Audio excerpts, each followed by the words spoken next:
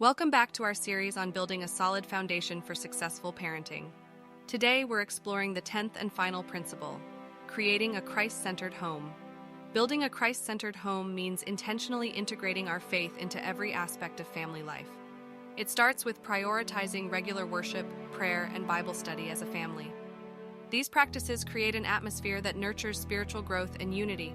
A Christ-centered home also involves showing Christ's love through acts of service and kindness.